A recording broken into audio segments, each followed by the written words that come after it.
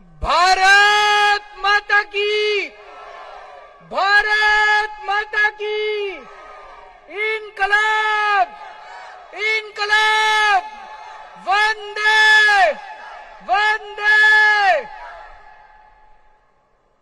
आजादी की 75वीं सालगिरह सभी देशवासियों को मुबारक हो। अभी जब हम इस तिरंगे को ऊपर चढ़ते हुए देख रहे थे, कितना शानदार दृश्य था। भगवान करे हमारा ये तिरंगा हमेशा हमेशा के लिए ऐसे ही बुलंदियों पे रहे और ऐसे ही लहराता रहे। और इस तिरंगे की आन बान शान के लिए अगर हमें अपनी जान भी न्यौछावर करनी पड़े तो छोटी बात होगी। एक साल पहले हम लोगों ने प्रण लिया था कि दिल्ली के अंदर इतने तिरंगे लगाएंगे, इतने तिरंगे लगाएंगे कि अगर कोई दिल्ली वासी अपने घर से बाहर निकलेगा, सब्जी लेने निकलेगा, दूध लेने निकलेगा, दफ्तर के लिए निकलेगा, तो उसको कहीं ना कहीं एक तिरंगा जरूर दिखाई देना चाहिए।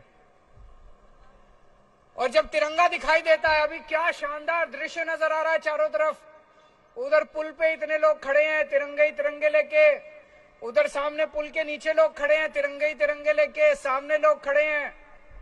क्या शानदार दृश्य है। हमारा मकसद था कि लोग जब अपने घर से बाहर निकले, दिन में कम से कम 3 या 4 बार उनको तिरंगे के दर्शन हो जाएं। जब हम तिरंगा देखते हैं तो अंदर दिल में धक धक होती है, देशभक्ति जागती है, देश के लिए कुछ कर गुजरने की इच्छा जागती है।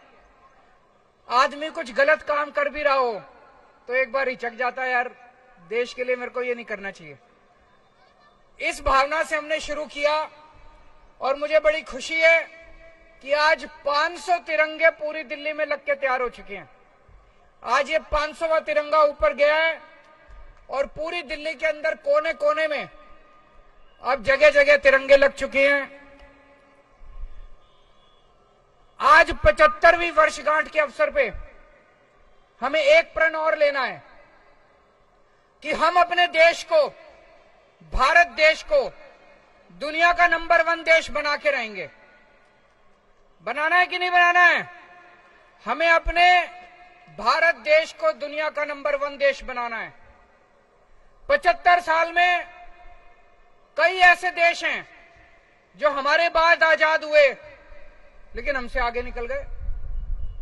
कई ऐसे देश हैं जो द्वितीय विश्व युद्ध में ध्वस्त हो गए, जापान, जर्मनी, खत्म हो गए थे देश, हमसे आगे निकल गए।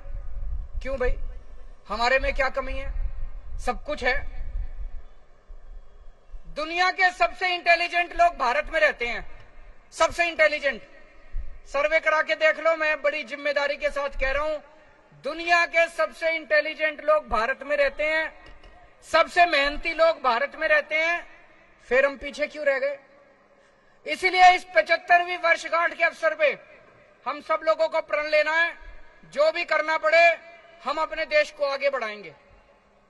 कैसे बढ़ेगा देश आगे? हमारे देश के अंदर आज इतने बच्चे हैं, इतने सारे बच्चे हैं, उनको अच्छी शिक्षा नहीं मिलती। क्यों? गरीबों के बच्चे हैं। पूरे देश के अंदर कई ऐसे सरकारी स्कूल हैं जिनका बेड़ा गर्क है। कई ऐसे सरकारी स्कूल हैं जो बिल्कुल खंडर बने पड़े हैं। दिल्ली में भी पहले यही हाल था। दिल्ली में हमने सरकारी स्कूल अच्छे कर दिए, शानदार कर दिए। तो दिल्ली में हो सकता है तो पूरे देश में भी हो सकता है। आज हमें प्रण लेना है कि हमें ऐसी व्यवस्था देश के अंदर कायम करनी पड़ेगी कि एक एक बच्चे को, इस देश के अंदर पैदा होने वाले एक एक बच्चे को, चाहे वो गरीब का बच्चा हो चाहे अमीर का बच्चा हो, एक एक बच्चे को अच्छी से अच्छी शानदार शिक्षा मिलनी चाहिए। आज 75वीं वर्षगांठ के अवसर पे हमें प्रण लेना है कि हमारे देश के एक एक इंसान को, एक एक भारतवासी को अच्छे से अच्छा इलाज मिलना चाहिए। आज सरकारी अस्पताल में जाते हैं, दिल्ली के तो सरकारी अस्पताल हमने बहुत अच्छे कर दिए, बाकी देश भर में सरकारी डिस्पेंसरी हैं, सरकारी अस्पताल हैं, उनमें इलाज के नाम पे कुछ नहीं मिलता। हमें ऐसी व्यवस्था कायम करनी है कि देश के हर गरीब को या अमीर को अच्छे से अच्छा इलाज मिलना चाहिए। आज इतने लोग बेरोजगार घूम रहे हैं, बेरोजगारी बढ़ती जा रही है। जब तक हम अपने हर युवा की एनर्जी का इस्तेमाल नहीं करेंगे, हर युवा को अच्छा रोजगार नहीं दिला पाएंगे, तब तक देश आगे नहीं बढ़ सकता। आज 75वीं वर्षगांठ के अवसर पे हमें ये सारे प्रण लेने हैं। लेकिन मेरे को दुख होता है, कुछ लोग आजकल कह रहे हैं कि ये गरीबों को जो कुछ फ्री शिक्षा मिल रही है ये बंद होनी चाहिए। मैं सोच रहा था, एक बेचारा रिक्शे वाला, एक बेचारा मजदूर, एक बेचारा ड्राइवर, एक गरीब आदमी, वो बेचारा इतना भी नहीं कमा पाता कि 2 टाइम की रोटी खा ले। अगर हमने सरकारी स्कूल बंद कर दिए देश में, अगर हमने सरकारी स्कूलों में भी फीस लगा दी, कह रहे हैं गरीबों को फ्री भी, मेरे को तो ये समझ नहीं आता ये फ्री भी होती क्या है। अंग्रेजी में बोलते हैं फ्री भी, कहते हैं फ्री की रेवड़ी, कहते हैं ये नहीं मिलनी चाहिए। गरीबों को फ्री शिक्षा नहीं मिलनी चाहिए, या तो सरकारी स्कूल बंद कर दिए जाएं और या फिर सरकारी स्कूलों में फीस लगा दी जाए। फिर गरीब बच्चे कहां जाएंगे अगर सरकारी स्कूलों में फीस लगा दोगे तो? गरीब बच्चे कहां जाएंगे अगर सरकारी स्कूल बंद कर दोगे तो? वैसे ही हमारे देश के अंदर गरीबों के बच्चों को ठीक से शिक्षा नहीं मिलती। अगर सरकारी स्कूल भी बंद कर दिए, हमारे देश में 70 से 80% बच्चे अनपढ़ रह जाएंगे। ये बिल्कुल नहीं होना चाहिए। आज आजादी के 75 साल के अवसर पे हमें कसम खानी है कि हमारे देश के हर बच्चे को अच्छी शिक्षा मिलनी चाहिए। हर बच्चे को अच्छी शिक्षा, चाहे गरीब का हो चाहे अमीर का हो। हम दुनिया में 39 देश, अमीर देश ऐसे हैं 39, जहां पे सारे बच्चों को फ्री शिक्षा मिलती है, चाहे अमीर का हो चाहे गरीब, सबको फ्री शिक्षा मिलती है, अच्छी शिक्षा मिलती है। वो अमीर देश कैसे बने? वो इसीलिए बने क्योंकि उन्होंने अपने बच्चों को अच्छी शिक्षा दी। और हम कह रहे हैं हम अपने बच्चों की शिक्षा बंद कर देंगे, सरकारी स्कूल बंद कर देंगे, पैसे लेंगे बच्चों को पढ़ाने के। ये क्या बात हुई? अब ये बात चल रही है कि सारे सरकारी अस्पताल बंद कर देने चाहिए, दवाइयों के पैसे लेने चाहिए, गरीबों से इलाज के पैसे लेने चाहिए। एक बेचारा गरीब आदमी अगर उसके घर में कोई सीरियस बीमारी हो गई, वो तो इलाज ही नहीं करा पाएगा, प्राइवेट अस्पतालों में कहां घूमेगा वो? तो ये नहीं होना चाहिए।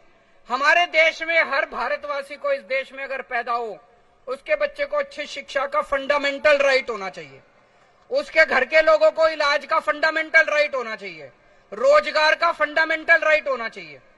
ये इसको फ्री भी और फ्री की रेवड़ियां नहीं कहना चाहिए। हम सब लोगों को मिलकर आज प्रण लेना पड़ेगा कि 75 साल बीत गए, अब और नहीं बर्दाश्त करेंगे। अब तो भारत को दुनिया का नंबर 1 देश बना के रहेंगे। भारत माता